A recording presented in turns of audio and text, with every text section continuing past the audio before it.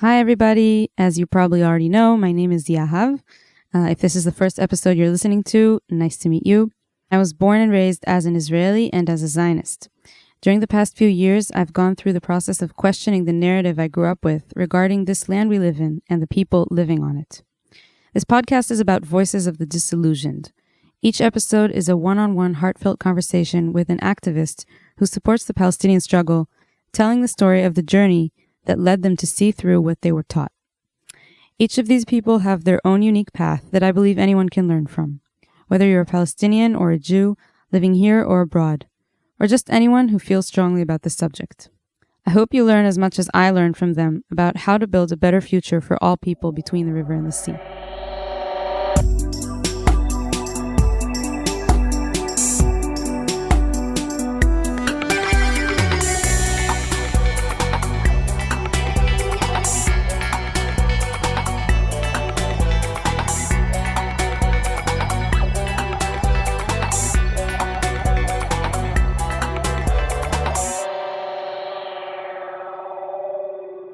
Today, Dov is an intern in a human rights law firm.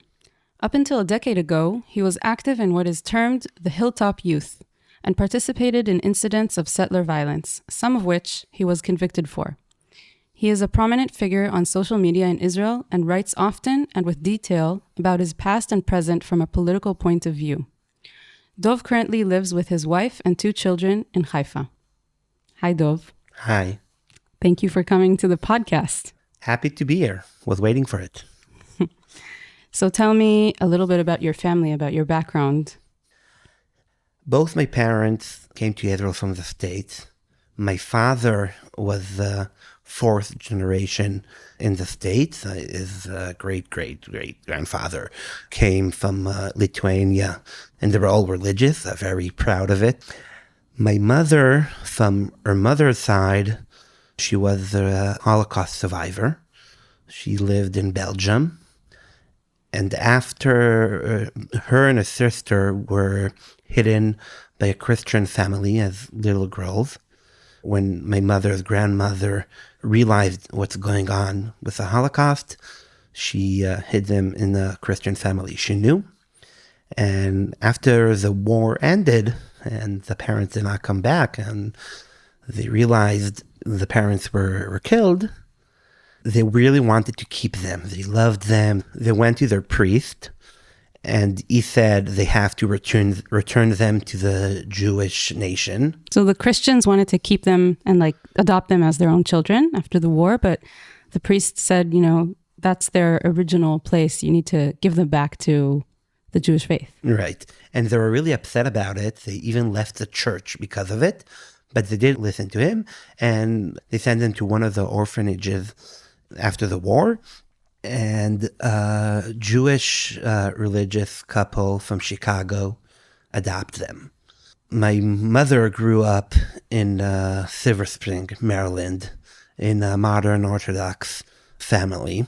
And she was very, very active in a youth movement named Bnei Akiva.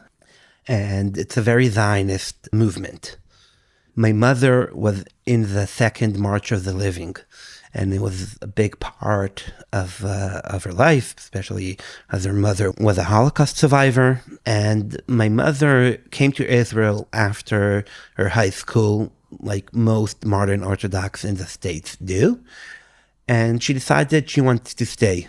After she finished the program she started education degree and meant to stay here. And when she was looking to get married, she was looking for a man that also wants to live in Israel. And she met my father. Both my parents were very big Zionists. My father learned in yeshiva, and they were meant to live in Jerusalem. But then they met a couple of friends of theirs that told them, we're thinking about going to the settlement named Talmon. You should come check it. It's a great place. And they went to check the place, loved the people, decided to move. So they moved to a very small settlement, not knowing anyone, not having any close family in the country. It was also very idealistic. My parents lived in a caravan. And this is west of Ramallah, right? West of Ramallah. And it seems it's like for them, moving to a settlement west of Ramallah is kind of like moving to any other Jewish Israeli community anywhere throughout the land of Israel, so to speak. It doesn't seem like they realize that moving to a community in the West Bank is different than anything else. Truth is, I never spoke to my parents about it, and they would listen to this podcast, so they might tell me after they hear it. But I don't think they had definition between Talmon, a settlement in the West Bank, and any little village inside the Green Line. I don't know how much they knew about the old settlement movement of 67, how much they were aware of it. And so they moved to a settlement, and they were like living in this small community that was very, idealistic. And that's where you grew up. And you started going to a religious school when you were in first grade. So when I started first grade, they started 2 new schools. There was one public religious school that was in the settlement where we lived. And they also started what's called in Hebrew, Talmud Torah, more religious, like school, much more close to the ultra-Orthodox. That term is problematic because back in the States, when people say more Orthodox, they mean what we call Haredi. Yeah. And it's very, very different. It is very religious, but it has all this ideology behind it that comes from a very, very different place, especially if we're talking about Zionism. Mm-hmm. But if we talk practically, the main difference is it's much more religious studies. That's why I'm saying it's on the religious aspect, it's closer to ultra-Orthodox. Yes. That's what I'm saying. But another big difference between the 2 schools, that the school where I learned was much more political and much more right-wing. Almost all the teachers had guns. That maybe was also in the other school. But it wasn't the guns, it's not the main part. The main part was the people that taught us. My main teacher in first and second grade was a big part of what's called Vaad HaMityashvim. Very active in the settler movement. Very, very Key active. Figures, you could say. He was arrested in a very big case in 2010, I think. Another teacher of mine, in 4 years out of the 8 years, was the son of Yeshua ben Shushan, the religious figure of Machteret Ayudit. The Jewish Underground, it's called. It was a movement in the 80s that had a lot of very different members. Part of the members that were less extreme are very important people in the settler movement today and for a lot of years. But what they're like infamous for is planning, or a few of the members planning to blow up Al-Aqsa Mosque. Right. So the blowing of Al-Aqsa, that's the main thing that is famous about them, was not something all the members knew or agreed. But whoever not only knew and agreed, but pushed to it and brought the religious aspect to it and told them that if they would do that what will bring the Messiah is the father of your teacher. Is the father of my teacher 4 years out of 8. So 4 years of the son of that person teaching you. 4 years and 4 crucial years, especially 7th and 8th grade. And it's not only that that's his father. A lot of people have parents and are different to their parents, or even not different, just, I don't know, you maybe you think you want to speak about it, but no, a lot of the stories you would hear over the lessons were kind of tales about those days. And when the police came to catch him, they almost caught the plans to explode Al-Aqsa, and he was like this rabbi. He had a ton of books in the house, so they started going book by book, and they stopped a few books before the book with the plans. So it was very, very there. And this was like exciting for you to hear these stories. It was very exciting because from a very young age, since I remember myself, I'm a very political person. I used to read the paper since when I started reading. I had opinions. I had arguments with my father. Politics never went next to me. I was always very interested in it. I used to read a lot of books of the early days of Zionism, before the Israeli state, of all the different underground organizations, and I had opinions about which organization I would support. And of course, there was the most extreme support, that the Lehi, that is basically in any today. I know to say that in any normal way to how to talk about a terrorist organization, that was. So there were the three main organizations, the Lehi, the Etzel, and the Haganah, who were like the pre-military organizations, or some would say like the terror organizations, basically. The Lehi was totally terror organizations. They got their money from robbing banks. They had no problem killing innocent people to get to the target, unlike the Etzel. So you were supportive of them, and you were like, these are the real deal, and the rest are just, pussies. Yeah. And so you were reading. I did not use that word when I was. You were a very little religious very kid. Religious, and I thought it was third grade. Yeah. So you were like reading all these books about like historical figures and historical organizations, and you were like imagining like, how would you operate if you were alive at that time before the establishment of the State of Israel? I really loved the whole. I'm still very radical. I like the fighting against the big man, and it spoke to me. Mm-hmm. And you also told me that the principal of your school was killed in a terror attack. Right. Himself and his family. So that was also very influential on, all of the school. One of my first memories from the end of first grade was when they came and told us that my principal, and he was, I remember very well, he was a very nice person. I loved him. Not all kids love their principal. I loved my principal. And he was murdered with his wife, and I don't remember, 3 or 4 kids. It was, I think, 3 other kids that survived. And that was also something that I remember very strongly.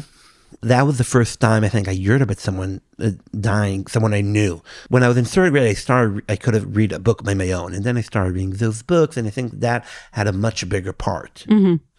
But there was other stuff in first grade. I remember us learning the Bible, because I said we learned Jewish studies, and that's in the story of Abraham sacrificing Isaac. So he goes together with Ishmael, and before they go up the mountain, he tells Ishmael to stay there with the donkey. And there's what we call a midrash, like kind of a story. No, but I think there were like a lesson. It's kind of a fan fiction of the Bible, midrashim. So there's midrash that says in Hebrew, "Shvu po im hachamor," sit here with the donkey, and that midrash says, "Hachamor ama domeh lachamor." Donkey, that's the nation that is like a donkey, the nation of the Arabs. And the Muslims basically originate from Ishmael, according to the Bible. So that was kind of like saying, well, all the Arabs are like donkeys. Wow. So that's something I remember from first grade. Those were the type of things that you would hear in class. And so fast forward to 2005, around the disengagement from Gaza, you started being more active and wanting to go and demonstrate against the disengagement, against evacuating settlements from the Gaza Strip. And right. So first of all, it's not that we did not go. My parents and everyone around me in the settlement, we went the whole settlements to a lot of different demonstrations. And my parents did go to a lot of stuff around it. But a lot of my friends went with their families down to Gaza. To demonstrate there. To not demonstrate, to actively like prevent the evacuation. Yeah. And my parents didn't go. I'm not even sure they didn't go because they might have even go in different circumstances. I think my grandfather was visiting from the States around that time. Maybe if he wouldn't visit, we would have gone. They're just, we didn't go. busy. Too busy to go prevent evacuating settlements from... The environment around me was everyone about it. Like a lot of people around us went down their families for like 2 months, 3 months. And to kind of have like sit-ins there? Yes. Kind of a thing? And I think almost anyone that was in high school age was there. It was like where I lived, everyone was doing something against it. Like also my parents didn't go there, but always went to demonstrations. So I was very annoyed with my parents that we did not go. You were like, I want to go there. I wanted the real deal. I don't want to demonstrate here near home. Yes, I was following the news. So a few months later, they had 9 houses in a settlement in the West Bank named Amona that were on Palestinian private land. And the Israeli court gave a decision that the state needs to tear down the houses. So in 2006, they tear down those 9 houses, and I decided I'm going. And you're going to go and prevent the evacuation with your own body. I just started 6th grade. So you were in 6th grade. 6th grade. I decided I'm going, and I told my parents, and my parents said, no way. So I took a knapsack, put some stuff in it, and left the house. But I had no real idea how to get from where I lived to Amona. But my parents searched me and found me. And my father said, okay, let's go to the synagogue, to the evening prayer, and then we would drive. But there's a lot of police checkpoints trying to prevent people from getting there. We might not succeed. And I think you really was counting on it, but it did not work. And we did get there, and we were there. And what happened there was extreme violence of the police brutality. Even B'Tselem, a human rights organization that is mostly attacked from right wing, had a whole detailed report about the police brutality against the settlers that were trying to prevent the evacuation. And wow, interesting. There were also 2 Knesset members that were injured very seriously. That also was had a lot of influence on me. Because you experienced police brutality and you felt like the system was against you? Yes. I mean, I was already after the whole disengagement. By the way, that's a word from where I grew. No one said disengagement. We would say girush. The expulsion. They call it the expulsion from the Gaza Strip. So that was a thing not only for me, for the whole religious Zionism sector. That was a big thing, and a lot of people went and became anti-Zionist because of that. Which is kind of ironic. Anti-Zionist from the right direction. It's interesting because I think for many of the listeners that might sound kind of weird or, against all forms of logic, because for them, maybe anti-Zionism is something that comes from a point of opposing the Zionist project from the reasons of Palestinians, for example, or the reasons of supporting Palestinians, right? But you're telling a story of people who were part of religious Zionism, right-wing Israelis, that after the disengagement from Gaza kind of had you could say, trust crisis. They felt that the state abandoned them. Yes, and we see this since the war started. The religious Zionism sector is really a sector that feels that it gives so much for the state, and when they feel the state betrayed them, it was a very, very big deal. And about what you said about for people hearing about anti-Zionism from right wing, I need to give a little bit of background. In Hebrew, it works better. But the Haredim, like ultra-Orthodox that were against the Zionism when it started, and officially are anti-Zionist till today, one of the religious reasons why they were against Zionism, because something that is in the Talmud, that says these 3 vows that God made to give him, and one of them is not to go to Israel before the Messiah comes, before the end of days. And another one is not to... Don't provoke the other nations. Right. So once I met Haredi and we started talking, and he was like, "Oh, you're anti-Zionist. You're just like me." And I'm like, "No. That's a different anti-Zionist. You are anti-Zionist because you think you shouldn't provoke the other nations. I'm anti-Zionist because the Zionist state is not provoking the other nations enough." Which is a very good short description of that situation. Yeah. I was just Googling whether the 3 oaths, it's called, is on Wikipedia in English, and it is. And I'll put a link in the show notes. I didn't know that this was on Wikipedia in English, so interesting. So yeah, the 3 oaths is, I think, the basis for the anti-Zionist stance on the ultra-Orthodox community, in the ultra-Orthodox community till today. And so you and many others, after the disengagement, after summer 2005, became disappointed with the state of Israel, and even with, the state of Israel as the representative of the Zionist project, you could say. So I just want to go back to Amona. So it was very, very extreme. And I think since then, I hate police. There's this prayer that you say before you go to sleep. And part of it is that you say, "I forgive everyone that hurt me." And I remember for a very long time, at a certain point, I think I just stopped saying it.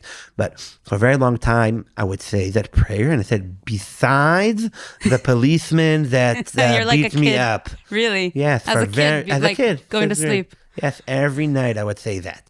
And since then, I had a lot of other police brutality. But I think that really made me hate them. Mm-hmm. And also pushed me more into the radical, extreme right wing. And you kept trying to go to these events or these institutions that were affiliated with the very, extreme messianic right wing. And your parents kept kind of not allowing you. And you kind of kept pressuring them, let me go there, let me do this, let me join this group, let me join that yeshiva. And they were like, no. And you tried to negotiate. Yes. I mean, a lot of teenagers fight with the parents. With my parents, it was a lot around my political activism. When I was in 7th grade, they started this movement of going together with the settlements in Gaza. They also evacuated a few settlements in the north of Samaria. In the northern West Bank, and one of them is Chomesh. And when I was in 7th grade, they started this movement of getting back there. Having marches up to that hill where it was evacuated. Right. So around my 7th grade, it was different holidays and the Israeli Independence Days and Passover. And then in the summer of my 7th grade, they started a yeshiva in Chomesh. In an illegal outpost on the same place where the settlement was evacuated from. Yes. And which is still there, by the way. It's still there, and now after all these years, now they changed the law. Now it's much more. But when back then, in the years I was there, the police would always come and we would run away, and even before the law passed, it's very different. We did not have a house there. We were in tents or they slept outside. They would always come. It was very they did try to, maybe not enough, I'm sure, but it was very different than today. Like an encampment that you tried going back to every time. So the head of the yeshiva was from a settlement near the settlement I lived. And one of the people in my school, a year younger than me, once a week would have used to go with him instead of going to school. And I would hear from him stories about the different interesting people there and what's going there. And I really wanted to go there. So in the summer between 8th and 9th grade, I went for a week. I was going to go there and then go to another outpost nearby. And I had so much fun there in Chomesh, and I stayed there. Describe what it's like to spend a week in an outpost on a hill. First of all, as a teenager that thinks that he is the smartest person in the world and is basically a grown-up, being a teenager that's around grown-ups, arrogant. But being around other grown-ups, you feel cool. Older, you feel very cool. Because most of the kids there were a little older than you? There weren't kids. There were people in their early 20s. So there were also people my age. There were like the main teens people and youth, and you were a little younger than the average. Yes. I mean, the main people, the yeshiva was a yeshiva for after high school. Mm-hmm. So people there were grown-ups, and for me. And so you felt like I'm hanging out with the cool people. Yes. And people that were interesting and funny. I mean, they're all like what in Hebrew would say, tipus. Interesting, figures. Yes. But also, I believed I'm doing something important. And it was a lot of action. There, like I said, the police always would come and we would run away from them. Never boring. Never boring. And cooking, for example, is a whole big deal. In other outposts I was later, we didn't even add a gas. We would the cooking gas. Cooking gas. We needed to actual fire to cook, and it's a whole big. And even other places we would take the water from the well.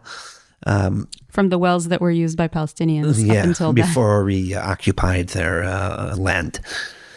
So it was very, very interesting. You're describing kind of like the ultimate freedom, because your parents are back at home in kind of the more, so to speak, bourgeois settlement, more established, and you want to go out to the hills to, somewhere where there are no rules. Oh, I did not say another big part of the action was terrorizing Palestinians.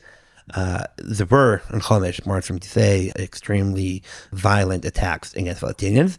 I remember every time a Palestinian car would come into the roads of the destroyed settlement, Chomesh, we would run there. And we always had people with guns. That's also very different than other outposts that I was later. They made sure always having people with guns. There was a whole organization supporting that outpost. Yes, they had a lot of money, a lot of people. They had this all operation of people all over the country coming there for a night or for the day with their guns, because to always have enough guns. Mm-hmm. So we always had people with guns. And if a Palestinian car would come, we would go there, go to the car, and some people were with guns. Some people would hide their faces with shirts, and we would start yelling at them in Arabic, "Give us your ID," and and. What do you mean? Someone's driving in a car and you stop them? Palestinians don't drive there. Most of the Palestinians that came there with the car were people that did a mistake while driving, and that was very, very often couples that will come to make out in their car. To make out, yeah. So they kind of got lost or wanted to look for a place that's kind of empty, and then they kind of found themselves in that area. Right. Kind of by accident, you could say. They didn't know that they were coming to a place that's filled with violent settlers. Right. So what did you do? You basically we just blocked them? we will block them and just scare them to make sure they won't come again, and I don't know, tell their friends never to come there. I did not serve in the army, so I learned. It made me feel like a grown up, because you were playing pretend as if you're a soldier. Yeah, like blocking them and then stopping them for kind of pretending to be a checkpoint, basically. Yes, basically. Mm-hmm. And so you spent more and more time there, and then you started spending more time on other hilltops and other outposts that were more, you could say, grassroots, kind of. Less organized and more... Not like less organized, total anarchy. What does that mean? So around when I started being in these other outposts, there was split in the main hilltop youth movement back then. I won't get into the different theories of both sides. And one of the heads of one side called the mother of one of the teenagers in the other side after a violent attack between these two hilltop youth movements. They were fighting each other? They were fighting each other. They were like, this outpost is mine. No, this outpost is ours. So the hilltop youth are having like territory beefs with each other? Yeah, and it was violent. Oh, I didn't know that. Yes, yeah, we can talk about And it you were later. part of the more I just- anarchist side. Yes, but I like just got in. I wasn't really part of the whole like. You were affiliated with that No, side. yes. Anyway, my point was I just want to talk about the anarchy. So Daniela Weiss, the head of one side, called a mother of a teenager from the other side and to complain about what he did. And the mother told Daniela Weiss, you taught them to be anarchist. Yeah. And now it's biting you back. So deal with it. This is what the mother told her. Yes. She's like, you're extreme. What do you want from This me? mother, Like, you taught them to be. Yes, and just to say, this mother is also a settler. She lived in a settlement. Yeah. So it's very, very, very anarchist environment. What does this mean? It means basically people decide for themselves, and you have people in their youth, maximum 20s, thinking they can do whatever they want, and people go to extreme ideas and extreme actions. So there's no limits, no boundaries, and definitely no discipline. It's not like a movement that has discipline and there's this one main goal and everybody's working towards that goal. It's like basically everybody does whatever they want, and generally the goal is to settle the land. To say that the goal is to settle the land was a big argument. Some people said the main goal is settle the land. Other people said the main goal is to evacuate all the non-Jewish people from the Israeli land. That was also one of the big arguments. And the other arguments were between whether there can be such a thing as a Jewish and democratic state, whereas your side claimed there is no such thing. It's either Jewish or democratic, and we choose Jewish. Right. So that's even inside the other side. There were more. This is an argument within the more anarchist side. Yes. In a certain point, before I started living in the daily base in an outpost, I was in a yeshiva in Itzar, one of the most violent settlements in the West Bank. Settlements in the West Bank. And the yeshiva in Itzar, the president of the yeshiva is American that became religious in his 20s. And he developed this all anti-Zionist theory. This is Rabbi Ginsburg? Rabbi Ginsburg, Yitzhak Ginsburg. He's still known till today as one of the most extreme rabbis who really incite violence and encourage settlers to go and... But I think in the past few years, much less. I think also he has less followers that are hilltop youth. You reached this yeshiva in Itzhar, in this settlement, and you started learning from him. Not from him. He would come every few months and give a lesson, but his books and his students. And when I came to Itzhar, I knew Itzhar, the yeshiva, is anti-Zionist, and I was a huge Zionist.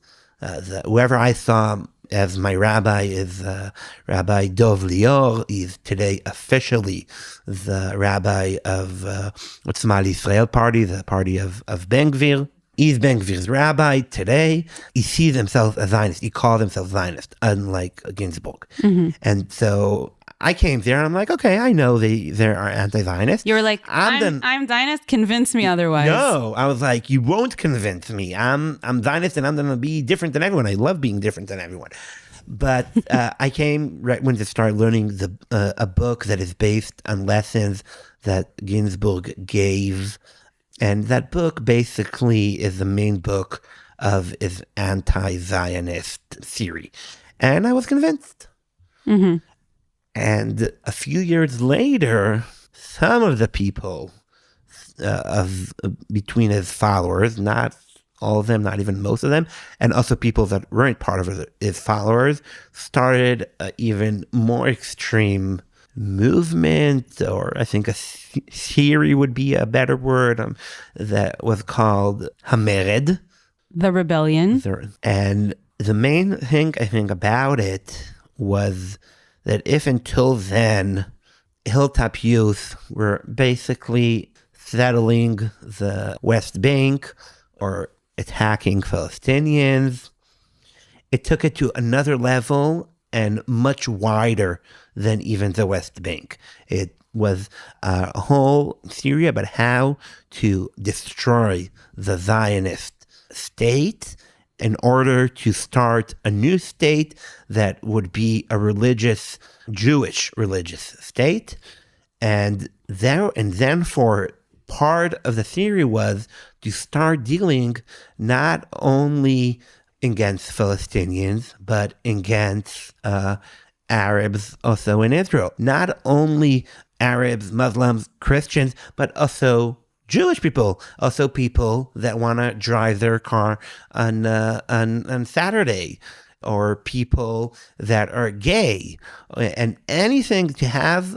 anything that deviates from the Jewish law. Yes. But the basis is that there's no such thing as a Jewish and democratic state. Right. It can be either democratic or Jewish, and it's very obvious that it should be just Jewish, completely right. Jewish, religious state. Jewish and completely religious, because I wanted to continue. I remember later I started speaking to someone, and was part of what made me change my ideas. But he asked me, what's the difference between you and ISIS? And I answered him back then, there's no difference. There is one, the main difference is that they want a Muslim country and we want a Jewish country. But the practices are the same. I said there is, maybe there are differences about exactly the way they do it, but what we're trying to get is I think I said the only difference is that, and maybe that's what I said then, maybe it's not accurate today, I know, is that they want to have the whole world Muslim and we just want in the promised land. And so you were also very into planning attacks, not only against Palestinians, but also, for example, in the Pride Parade in Tel Aviv, or blocking the streets and the highways on Shabbat, on Saturdays. Right, that never happened. I was really pushing to it, and then people liked more to attack Palestinians. But I was really pushing for the other ideas. I was very pushing to blocking like the main road in Tel Aviv, Ayalon, on Saturday. So you're saying most religious people are like, I don't drive on Saturdays, but if someone wants to use their own vehicle, that's their problem. No, but not only I don't drive, and the state will not allow something. Fund some, the public transportation, but if someone wants to do their own thing, then that's okay. Right. And you said, no, that's not okay. Everybody shouldn't be forbidden to drive. And also with the gay parade, there were for all over the years demonstrations against the gay parade in Jerusalem. But those demonstrations are usually with messages like, don't violate the holiness of Jerusalem. There's no place for stuff like that in Jerusalem. Or if someone is like a little bit more liberal, he would say, I have no problem with that, but why to do it next to religious people? Why? But most people won't say anything religious against the gay parade in Tel Aviv. They're like, go do your Pride Parade in Tel Aviv, leave us holy Jerusalem alone. Right. That's the idea. Yes. Of course, there's homophobia and people would have different say about it, but no one really thinks in the past, 15 years that they need to, or 10 years, to forbid the gay parade in Tel Aviv. That's not even in the... Nobody's promoting that. Right. So we said, no, we want to go to Tel Aviv, to the gay parade and demonstrate there. Again, it did not happen. So you were like, let's go full on. Let's have a Jewish state. It's not supposed to be democratic. It's supposed to be a monarchy, basically. And the people around you were like, no, let's just keep attacking Palestinians. We don't really believe in that whole theory. We just want to attack Palestinians. No one said that. Everyone agreed with me. But theoretically. Theoretically. But when I actually tried to organize something, no one cooperated. I had this Facebook page that I managed and wrote their stuff that is total incitement. And I was sure I'm going to be arrested for it. And then I was arrested and charged and convicted for incitement, but for something not connected to that. But I wrote their stuff there's like today you have an intern that deals with stuff like that is total incitement. And no one did anything, but I was sure they would. I thought, okay, I'm gonna be in jail for a few years max. And okay. And you were involved in several incidents of settler violence against Palestinians and their property. Tell me a little bit about that. You were mostly how old during this time? I was around since when I was 16 until the age of 20, almost 21. That's when I kind of changed my ideology. So this was about like 4 or 5 years of you being involved. And what do you remember from these years? Like, do you remember doing it from pure racism and hatred, or from a certain strategy that you were part of? What was behind these acts, and like what were you actually doing? I think the way I saw it then was mainly strategy. I don't think I ever felt hate towards Palestinians. And maybe that's why I was able to change, because I really saw it as ideology and strategy to promote what I believe God says and what needs to be done. But I never felt personal hate. If I felt hate against someone, like I said, it was police officers. So you hated police more than you hated Palestinians? Yes, if we were talking about hate. There was one incident in particular that I would say was maybe the more extreme incidents that you were involved in, where you pepper sprayed a Palestinian in his face. And that was pure strategy. I won't get into all the details, but for a certain reason, we wanted all the police to get away from a certain point. It was like a checkpoint. And I pepper sprayed a random Palestinian car and made all the police officers run after me, that the other people can run through the checkpoint where the police are trying to prevent us from passing. So you basically wanted to divert the attention to you so that everybody else that was with you could go somewhere that they were restricted from going. Right. Basically. And so you just found a random Palestinian. I mean, we're always pro attacking Palestinians. We thought it's always good to attack Palestinians. So even if they're totally innocent and didn't do anything. Even if they're kids. Which brings me to the story of Duma. 2015, there was a incident that I think was very publicized at the time. Maybe people listening haven't heard of it, but the Wabsheh family was basically burnt alive in their home while they were asleep because a violent settler threw a Molotov cocktail into their house. And the only survivor was one of the small children. And you are familiar with this incident. Yes. Tell me about that. I remember that the day before was another violent event of the stabbing in the gay parade in Jerusalem, where Shira Banki was killed. She passed away a few weeks after, but she was stabbed the day before. By a religious man that was against the Pride Parade. That's why he stabbed her. Yes. And I remember after that, there was a lot of arguments between us. What do you think about it? Very few were like, oh, it's totally okay.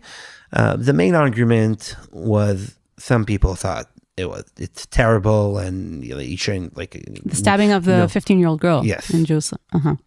And I think that some people were like totally against it, and other people were like, I don't know, it's complicated. But then the next morning we wake up and we hear about the Wabsheh family in Duma. we woke up for a Palestinian baby was burned to death, and 2 parents are in critical condition, and a 6-year-old is severely injured. And I remember waking up and hearing about it and being happy. And I think a lot about that in the past years.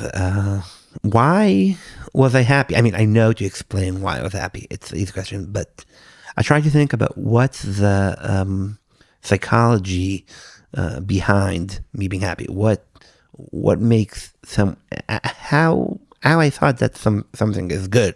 What made me believe not what was my religiously political explanation. And what I think is that I was very deep in seeing this as a religious and national issue. And therefore, I did not see the Palestinians as individuals. Even a baby. Even a baby. And some people, like me, take it to extreme of and being happy for a murderer of a baby. Some people like it less for extreme and just don't care of babies being killed from bombs thrown from airplanes. So I really think that a lot of people, Israeli people, even right-wing people, hear about what I did then and are horrified. They're horrified that you were very much glad that a baby was killed, and glad that someone who was your friend at the time is sitting in prison for this. Yeah. Like, people see you as associated with this event and with the people that did it. And you're saying, they look at that and they're horrified. Yes. But the same people don't care or even happy of thousands of children in Gaza being killed. I think it comes from the same place. From the same sentiment. Yes. To a certain extent, maybe most of the Israeli public has basically become what you used to be. Seems like. So you think today, if the Duma murder would happen, then the Israeli public would look at it, and be shocked? Yes. Really? Yes. I'm not so sure. I'm very sure. Mm-hmm. They weren't so shocked at the time. Of course there were. I remember it from the other side. I remember everyone being against me. That was my feeling. Everyone who's not your crowd. Everyone from the settler.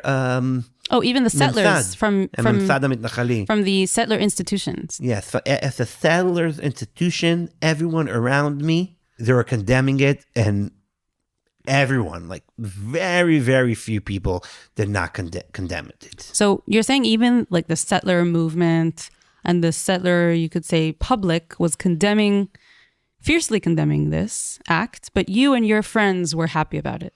Yes. A little bit after that incident of the murder of the Dawabshe family in Duma, there was a wedding that you went to, which was very publicized because of what happened in that wedding. Tell me about what happened there. So it was like about a half a year later, and in weddings of the hilltop youth, not only there's this song that speaks about revenge, and because it talks about revenge from Plishtim, that sounds like Palestine, so people changed the word Plishtim to Palestine, and they sing about revenge to Palestine. And when they sing the song in weddings, like people cover their faces, and if people have guns, they raise their guns and take knives and raise. Also, people like put their hands in like red dip to like blood, as if it's blood. It's like very, very. It becomes like a kind of like a violent kind of dance. Like festival. So in this wedding, they also did it, but in this wedding, someone brought pictures of the Duabsha family, of the baby, of the parents that were recently murdered. That were like half a year earlier murdered, and our friends are now arrested and investigated for their murderer. And also, anyway, pictures from that event, and people were raising them and stabbing the pictures and burning the pictures. And I was there too. I was holding a picture of the baby, Ali, and a minor was stabbing the picture. And about 3 weeks later, and the video from that wedding got to TV channel and then another TV channel, a better footage, and then they arrest people for being it and accuse them of incitement. And I was arrested too. I wasn't. It was like two rounds of arrest. So I was in the second one. This is called in the mainstream Israeli public the wedding of hatred. Yeah. This is like the title. This is what it was publicized. There was this big, everybody was like, remember half a year ago when the Dawabsha family was murdered? So now look at these Hilltop youth. They're stabbing the pictures of the little baby that was murdered, and they're burning the pictures of, the family. And this is the indictment that was filed against you and that you were convicted for, and that you only recently, about a decade later, had kind of like finished with. Yes, it took very, very long. Only 6 months later, something like that, less than a year later, they pressed charges. And then it was another 7 years, 6 years till I was convicted. And then another year until I got my punishment. And then another year till I finished it. And recently, a few months later, I officially finished with that.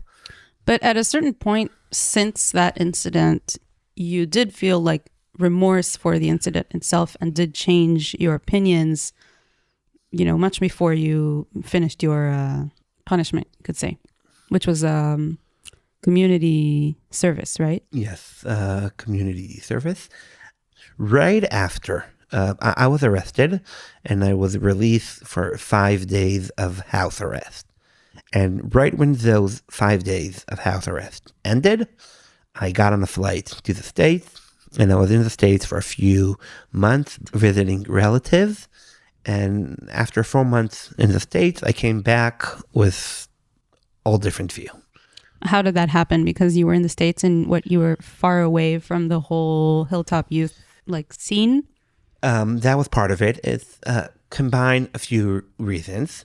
The first is that I was far from where everything is going on. The second was that I joined social media. But you were running a Facebook page beforehand to advocate for... In the past half a year before, but half a year before I joined social media. Until then, I wasn't on social media. Mm-hmm. So I was on social media, and I joined a religious feminist group to help a friend of a right-wing activist that was sexual harassed by a different activist. And there I started speaking to people that are not Orthodox and not right-wing, and for sure not extreme. If until then everyone I argued with was inside the religious discourse, I met people that tell me, okay, maybe that's the Jewish law, that's the halacha, but I don't think that's moral, so I'm against it. I don't care. So people were challenging your arguments with moral arguments. Yes, and not religious arguments. And this was because you were entering this social media sphere that was feminist at its base, but all different kinds of feminists that you were talking to. Right. All kinds of feminists and all different kinds of religious, because there was also reform and conservative, but also there were a few other, I think that stuff that were connected. Also, I was in like a emotional place that I thought about stuff after my girlfriend broke up with me. I think girlfriend is today, it's a little bit extreme to say. We were dating for a few months, but we thought, but we were going to get married, and then she broke up, and it was like a very big deal for me back then. And I started, not doing everything like I'm supposed to religious-wise. Like you were less strict. I was less strict, and not because I thought that's right, because I was in a bad place. But then, because the main thing I was doing was trying to bring a religious state that would make everyone be religious, I'm like, maybe if I'm not 100% doing what needs to be done, maybe I shouldn't force on other people that don't want to be religious to be religious. Because you were like, well, if I'm having a hard time with myself and that makes me kind of slack off with like the Jewish commandments, maybe I shouldn't be telling other people how religious they should be. Yes, I mean, I think I'm liberal, or if you're American, maybe you should say libertarian in my heart, and I always was. I mean, in what sense? In the sense that I don't like forcing people. I like liberty. I like freedom, and I want. You don't want other people to tell you what to do. I don't want people to tell me to do, and I don't want the state. I don't want people to tell people what to do. At least there is a very, very, very good reason. So if I believe that God is telling me, that's a good reason, right? But if myself, I'm not doing everything that God is saying, so maybe I can let other people decide what they're doing that God says or not. Mm-hmm. And it did not come from the Palestinian aspect of it, but very fast it became connected to that. It came especially from the LGBTQ community. Because why? Because a big part of my struggle then was connected to my sexuality, not from LGBT point of view, but different religious constraints that are connected to sexuality. And I remember I was thinking that it's so hard for me not having able to have sex. But I always knew that in the future, one day, I would be able to do it when I get married, and no problem, right? But then I thought, what if I was gay, and what the religion would tell me is that you will never have sexuality like you want. Because you were thinking, well, if I can't have sex before I get married and I'm having a hard time with that, what about people who the religion says that they're not allowed to have sex? Ever. Right. So then I thought, what if that's what I was being told? I had a very, very difficult with not having sex. But I was like, okay, it's only for now. But if someone come and tell me you won't ever be allowed to do it, so in the good case would leave the religion, and in the worst case would commit suicide. And wow. It was also this movie that I saw that I won't get into all the details, but there's like a scene there that they attack a lesbian couple, and someone attacks one of the women. And I was like, in Israel, I might have known that guy if that attacked the lesbian couple. And because it's a movie, it makes you feel a part of the heroes of the movie, and it makes you identify with the heroes. Mm-hmm. So all of these stuff combine to the decision that I do not think that I need to force on other people my religious beliefs. Mm-hmm. And very easily, it took a little bit of time, especially mainly took time till it was publicly. I also did that about Palestinians because the whole reason that I was right-wing was religious. I remember back when I was in a hilltop youth talking to a friend, how if we weren't religious, we would be extreme left-wing. Today, I find it very difficult to have this political discussions about the occupation with mainstream right-wing, like my parents, because you have to have this whole discussion, is there or isn't there apartheid in the West Bank? And if you would talk to me when I was hilltop youth, I was like, yes, there is apartheid. And my problem is that it's not enough. It needs to be even worse. And so I think a lot of hilltop youth, or at least the people that were my friends, the justification of what they believe wasn't secular arguments. It was religious arguments. And then once you realize that the religious arguments don't apply anymore, then you need to apply other arguments to why this is right and this is wrong, why things are the way they are, or why they should be. I started looking, like I said, I used to, and I'm always a very political person. I'm not someone that can just sit and not be activist in something. So you need to think about politics in a critical way and, have arguments about what is going on. Have arguments and also to feel like I'm doing something about it. So very near to when I came back to Israel, I went across on Facebook a post of an organization named Liberty for All. And the post that I saw, their first post that I saw was about, against the concept of incarceration. And it spoke to me because I was never in jail for like a long time, but I was in Knightford jail, and once I was 2 days in jail, and I was arrested a lot. And how terrible it was. And I really think, not that I think it's never the right thing, but I think people use it, states use it too easily. And it sounded interesting, so I followed the Facebook page, and very fast I joined they had a group of discussions, and I started coming to events. And this organization was a libertarian organization that broke a part of the main libertarian organization in Israel because different views towards the occupation. This was not a very extreme left-wing organization, but it was caring also about Palestinians' rights. That, I think, was the main difference and the main thing that spoke to me. So this kind of group diverged from the main group, and you were with the ones that diverged. Yes. You were the ones that were saying, no, we do have to address the occupation. Right. But I have to say, it wasn't an organization that the occupation was a main issue for them.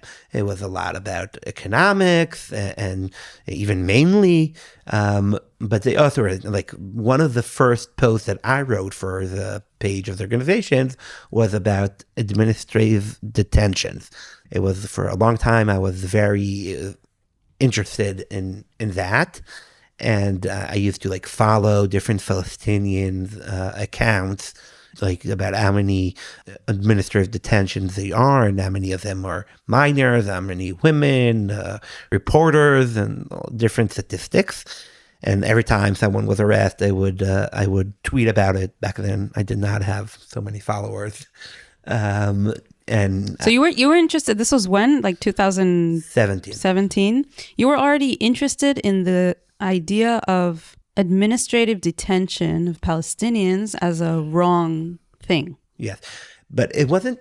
Back then, only in the past few years, I think my left world view is more formulated. Back then, it wasn't really about the conflict. I did not care at all about the conflict, and even today, that's a little bit true. I care about rights of people, of individuals.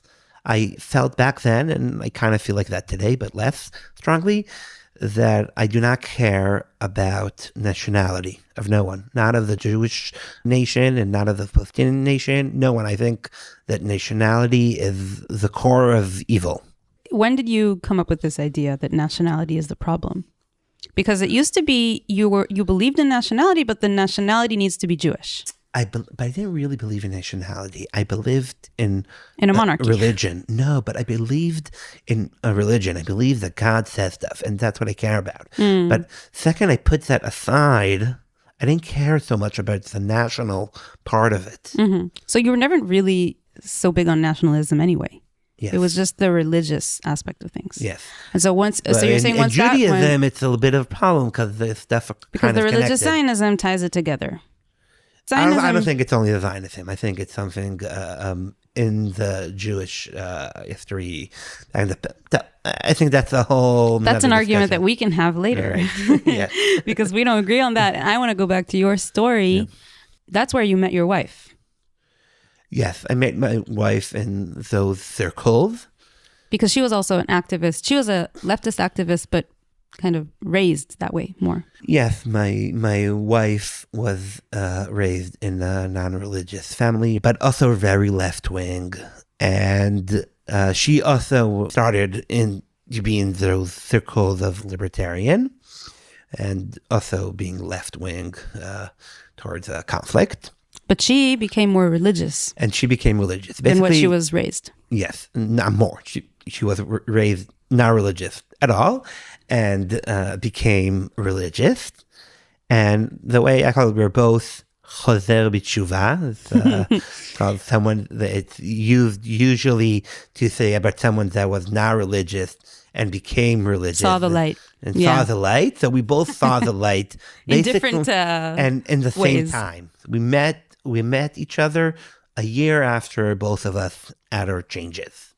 So you're saying like kind of a year after you started shifting in the direction of, I wouldn't say from right wing to left wing, because that would be oversimplification of what was going on there, but from Hilltop youth to becoming more and more pro human rights, you could say. Yes. And she was becoming more and more religious. Still left wing, but becoming more and more religious. She was religious. When I met her, she was already totally religious. And you were like, that is the perfect woman for me.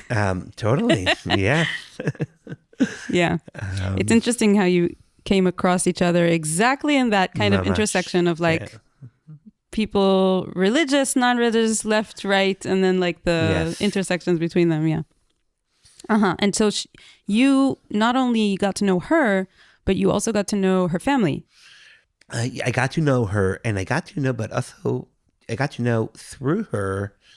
My wife was raised in a feminist house, and with all the feminist theories and about gender and everything, and that was a whole like I started like caring about it. I said that even brought my change.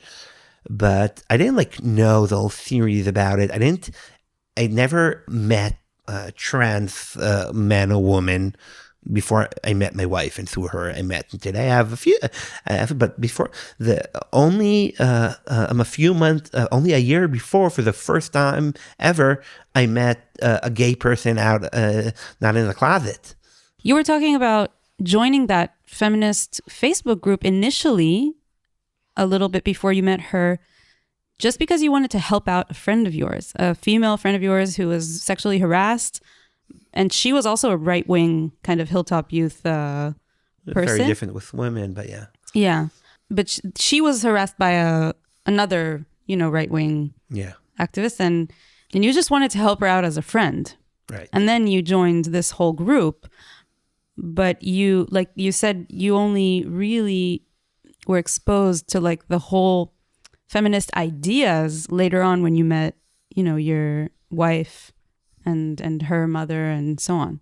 Yes. And you had a lot in common, both in the sense of kind of going through these shifts or changes in your views and your worldviews and your way of life, but kind of meeting in the middle in terms of your opinions about the occupation.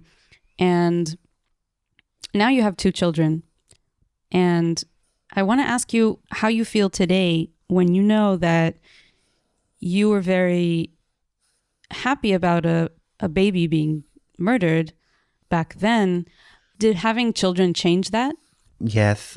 Truth is, the actual trial really started around when my daughter was born. An only daughter, because I have another son. And I remember thinking about it, because the trial started, about my daughter, my baby, just like Ali, the baby. And how was I able to be happy about it? It took me time to realize what I said before, that I just really did not see the Palestinians as individuals, even if they're babies. And I think the past year and a half really helped me to understand what happened there and what it changed. And when I see all the people around me being very similar to how I was, Being happy about a baby. being happy or not caring, or the dehumanization of Palestinians is the main thing that is concerning me with what's going on here. We can speak about what's worse, what's less worse. There's a lot of terrible stuff that the Israeli state is doing in the past year and a half.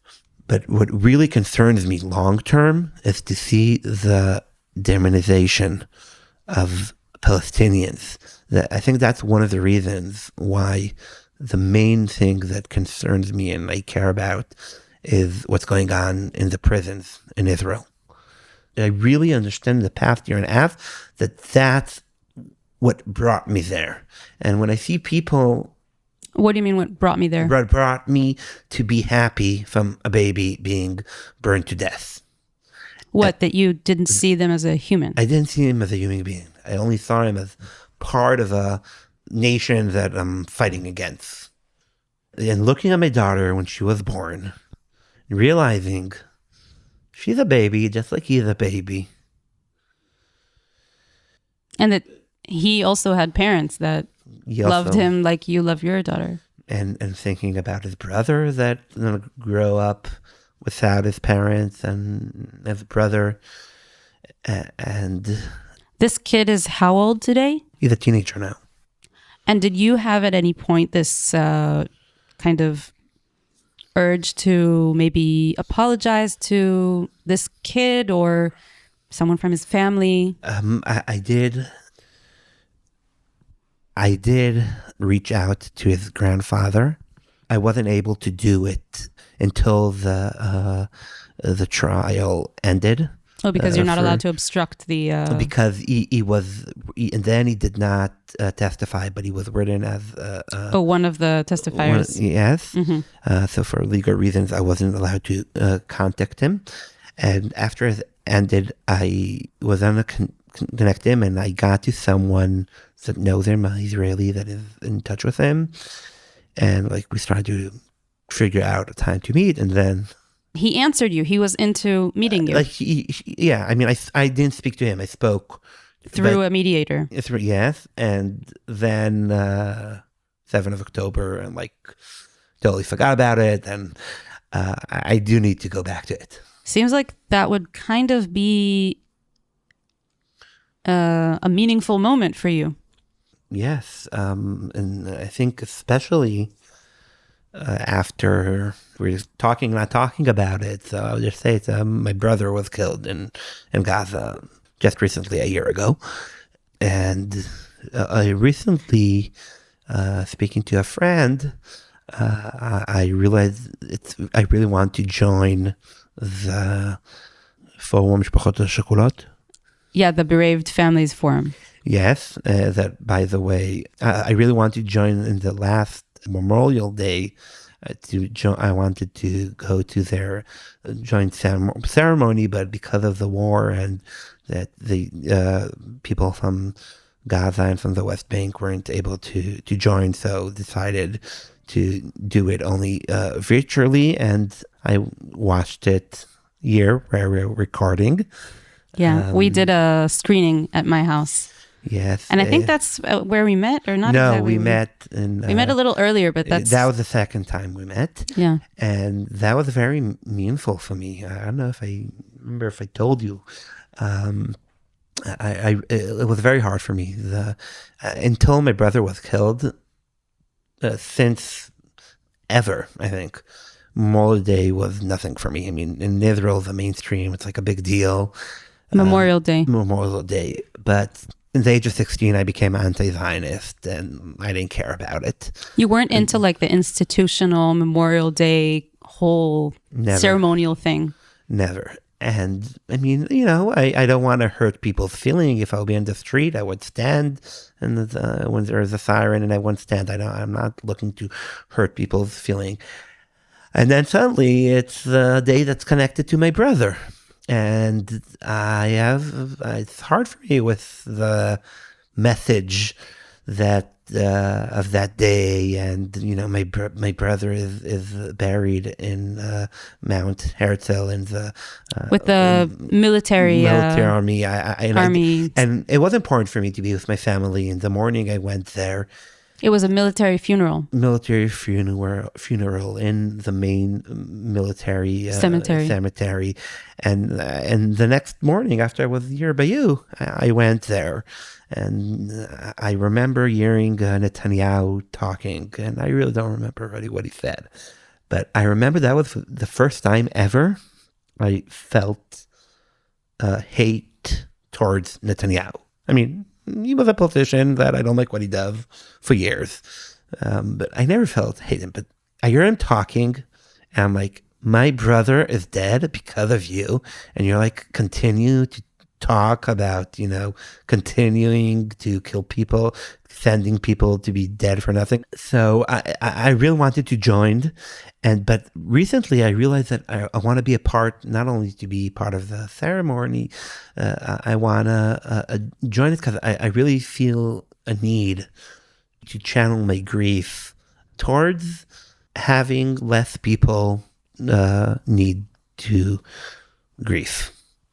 I feel a need to meet with him, the Duabshe grandfather that his son and grandson were killed in this terror attack, not only as someone that celebrated their death, but also as someone that, you know, also lost in a very different but also, you know, lost someone close because of this, you know, terrible conflict and violent cycle. So you feel like your grief that you've been feeling for the past year only makes you want to meet him more? I was gonna meet him, and recently I remembered, and yes, now. Mm-hmm. And so now it's been a year since your brother was killed as a soldier, and you've been writing a lot about that on social media. Yes. And like very openly about what you feel and what you think. I remember you talking about how, you know, you don't feel like he was, you know, killed in vain, as you say. And recently you posted that you feel like he was, and that it wasn't, quote unquote, like worth it. Like it didn't serve any purpose. I feel like I was, for a long time, for a few months, I was in denial. I supported the war, and I'm not sure I would have supported the war at that point if my brother wasn't killed. I think one of the reasons that I supported the war till, I think, a very late stage was because I felt that if I admit that the war is not justified and is not helping, so that would be saying that my brother died for nothing. And I really, really, I think, was afraid of that, and I was in very deep denial. And I have to say, when I did realize that and I got out of that denial, it was very, very hard for me. I mean, my mental health was, I really felt like was, like after my brother was killed, I was in a very bad place, you know. And it started getting better, and it got worse when I stopped denying that he died for nothing. I think it's very hard for me, mainly because I feel very lonely in my family with these feelings. My parents and siblings support the war till now. For sure do not think he died for nothing. They believe he protected us, and there was no other thing to do. And I think I'm the only person in my family that one of the stuff that gives me a little bit of comfort is when my brother's commander told us that my brother didn't kill anyone. It gave me comfort to know. But a lot of the stuff around my brother's death and different memorial stuff they're doing for them, some of them are very hard for me. For example, there's this outpost nearby where the settlement of my parents that my brother used to go there a lot and help there, and another soldier that was killed. And so they're building there a synagogue in their name. In their name. Both of them, your brother and this other soldier. And, my family went to the event, and I didn't go. And there's... Because your family sees this as something that is giving respect for your brother. And they have no political problem with it. It is important for me. I go to this... I don't know if there's also, different moral stuff that... I'm not connected to, but they don't bother me. I don't know. But this bothers you. But this is something that I'm against. And there's, in the south of Hebron Hills, in area, there's a lot of settlers, violent. There's a friend of my brother that is like in this farm outpost. And he's built this like lookout spot in the name of my brother. And also, of course, I didn't go to it. It was my family. So back to the feeling of he died for nothing. So I feel very lonely in it. And when I do meet other people that lost a son or a sibling, and feel like that, it really like helps me see I'm not alone in it. Mm-hmm. And therefore, I really feel a need to join an organization that supports and what I do believe, and to take the grief to the place and what I believe would do good in the world. Mm-hmm. Speaking of doing good in the world, you're now a human rights lawyer, even though you won't let me use that term because you're not yet finished with your internship. The bar gave me enough problems. I don't need to give them. But what's interesting, I won't go into it because we've had a very long conversation and maybe we'll have another one sometime soon. But basically, you've begun your internship recently in a human rights law firm. And I remember you were very excited about that on social media. You were like, I finally... I've reached the day where I can go and defend human rights, as a profession. And I was really excited for you as well. And this was after a very long struggle because of your criminal record. And I actually feel like because I know that you have, changed your ways and that you have decided to dedicate your life to human rights, that it's, I think, very special that you're now actually doing that. Yes, I really feel I do something important. And most of what I do is stuff that I really believe are important.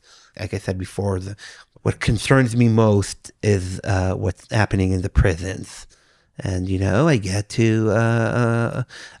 to write letters and go to court about, treatment of prisoners and it's a big honor for me, and I hope, fixing some of the bad stuff I did in the past by doing that. Well, thank you very much for doing all that. I know you get a lot of backlash on social media as well for being, that person that quote unquote changed sides. I see it quite a lot. And yeah, I want to thank you for coming and sharing your story and doing the work that you do. And I hope you keep doing more of that. Thank you. Thank you for having me. It was very fun to talk to you, and always fun to talk to you. Thank you. And thank you for everybody who listened to this episode. If you want to support this podcast, please donate on Patreon. There's a link in the show notes. It really, really supports the podcast. And I really thank everybody who's already a supporter. There's exclusive content there, bonus episodes. So I recommend anyone who wants to check it out, go to the Patreon link down below. And thank you, Roy Geva, for the beautiful soundtrack. See you next episode.